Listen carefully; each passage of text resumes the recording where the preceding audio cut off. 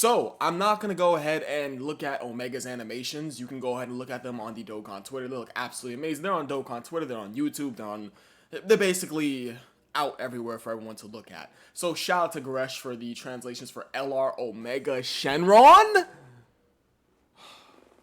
Shout out to Goresh. And the card art for this card looks so just dope. It looks really, really fire. But look at this. What? This is absolutely insane. Let me go back on to Goresh's tweets right over here. And yeah, we're going to jump into LR Omega Shenron. Shout out to Goresh for the translation. So, LR Omega Shenron is a GT Boss's 3-key and 200% leader. What a surprise. And his super attack effects, his 12-key gains 30% defense one turn, as well as lowering attack and with a 50% chance to stun, so he does have a powerful 12-key. And on his 18-key, he gains 50% defense one turn, as well as lower attack and defense and seal. So I would say he has a pretty good 12 and 18-key super attack for both meta and off-meta content. I mean, of course, this guy's going to completely blow off-meta content out of the damn water, but this guy does have a good 12 and 18 super attack, and that is the point. Let's move on over to his details. His passive. From evil energy comes destruction. Interest animation plays upon first attacking turn once only and changes int key spheres to rainbow for 7 turns, which is obviously really good. Changing int key spheres to rainbow, that's fine. That's completely fine. What's his typing? His typing's AGL, okay. So, I feel as if, though, the int key spheres thing is like a little shot at the new LR Super Saiyan 4 Goku. Hey, maybe I'm reading too far in between the lines. So, he changes int key spheres to rainbow for 7 turns, which is obviously nice. He debuffs all enemies' attack by 25%. Well, he's an attack and defensive debuffer by 25%. So, he's a passive attack and defensive buff. Okay. He starts out with 3 key and 200% attack and defense at the start of turn. He also gains 20% attack with each attack performed up to 150% attack, so he can hit much more harder as he attacks. He is key per key sphere obtained and gets 5% damage reduction per GT boss's category ally in the team. Now, this is where we run into a bit of an issue. Guys, GT bosses is getting buffs, obviously. It's gotten buffs from the 8th year anniversary with the, with the Ice and Nova Shenron. We're going to be getting LR Super Baby 2's EZA soon. We are getting both the GT Cell and Frieza's EZAs coming up also. We got this baby. It's like this team is definitely getting buffs, but I'm just going to say this outright. This team still sucks ass. Like, let's just be honest. It's like, okay, we have the Dokkan Fest Super 17, but he's heavily restricted. We have his Band Unit Baby, but he's just flat stats. We have Ice and Nova, but they suck.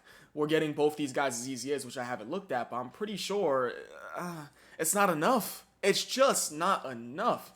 Now, having to run other GT bosses characters get damage reduction it's just annoying. It's just outright annoying. Now, to fix this, why didn't they just make this per extreme class ally in the team? I don't get the thought process behind forcing you to run GT bosses category characters on the team when extreme class allies will make this just so much more easier. Because if you take a look at the teams that this guy is on what? He's on full power, which you can throw some good extreme class characters on there, I'm pretty sure. Battle of Fate for damn sure. Transformation Boost for sure. You can get the LR Final Form Cooler with the STR Cooler on that team.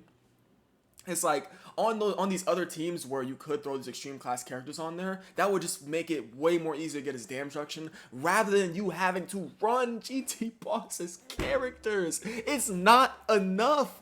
The buffs they're giving to this category, we need more. We just need way more. So let's go back on over to this card for his passive. Gain additional 7% damage reduction per rainbow key sphere obtained, which is obviously very, very powerful, provided you're able to get him, let's say, 3 rainbow key spheres. 2 to 3 rainbow key spheres is very possible to get commonly, provided you do have a rainbow orb changer on the team, which this guy is a rainbow orb changer for the first 7 turns after he does his interest animation. So I think that if he's able to get 2 to 3 rainbow key spheres, he can be at 14 to 21% damage reduction, which is cool and all, but it's really just that GT boss's category ally damage reduction thing, which is super, super annoying. if HP is 50% or below at the beginning of, at the beginning, or character's attacking turn, revive with 70% HP, this character or any other character attacking the same turn is KO'd. So he does, of course, have a revival, which is obviously nice to have. When own revival skill is activated, all attacks are effective against all types and performs a guaranteed super attack for the rest of the battle. Now, the main focus of this card is the damage reduction for the GT bosses category allies in the team, as well as the 7% damage reduction per key sphere obtained, well, rainbow key sphere obtained. It's just that GT bosses restriction. That's what's throwing me. That's what's completely throwing me. I think that 7 turn of him changing orbs to rainbow orbs, which is obviously really nice, will support his 7% damage reduction for rainbow keys to obtain, which is cool. He does have a revival. He could be effective against all types to do a guaranteed super attack after he does his revival. Having revival is good. Let's just go ahead and put that out there. Being able to get your HP back after being below a certain HP threshold is good. He's also a passive attack and defensive debuffer. Starts out with 200% attack and defense with 3 key. He builds up attack with each attack performed, which is cool. His keeper keys to obtain. I gotta say, he looks good. I gotta say he looks good, but my only issue is that GT boss's restriction. That's gonna hurt him. That's gonna hurt him unless Dokkan gives this team some serious buffs. Because like I already said, this guy sucks. LR Super 17, are you out of your mind?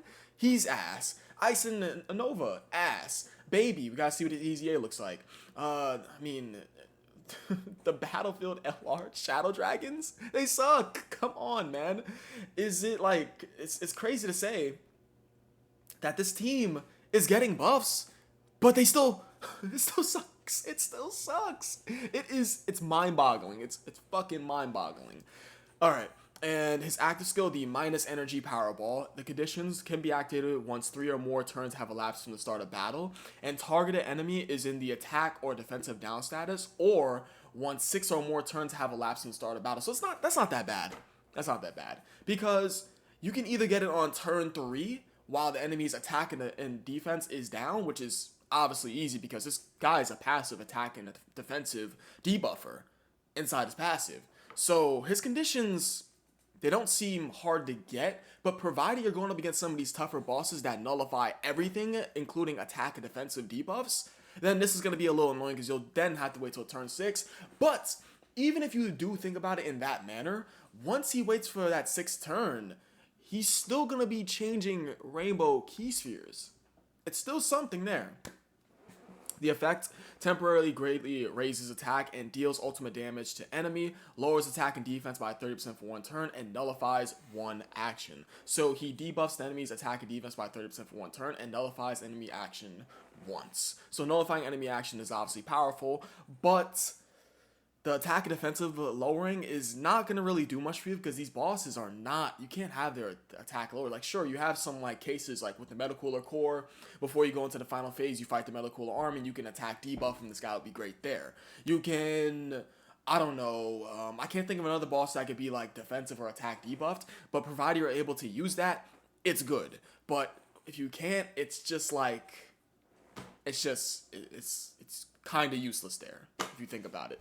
Because most of these meta fights, you can't attack or defensive debuff them to get that part of his condition off, or to have his effect be used against that boss. So, his links, Brutal Beatdown, Big Bad Bosses, GT, Fear and Faith, Shadow Dragon. Of course, his link set is obviously solid. Categories, GT bosses, buff. Shadow Dragon Saga, buff. Full Power, buff. Inhuman Deeds, buff. I mean, like, he's buffing all these categories. Besides, like, Transformation Boost, Battle of Fate, I mean, he's buffing Powerful Comeback, too. But I would say Omega's a good addition to the game, for damn sure. Again, shout out to Goresh for the translations. Omega's a good addition to the game, for sure. But I really think that baby should have got the card. I'm just saying. They really, he's also Extreme AGL. They really should have, they should have put Omega.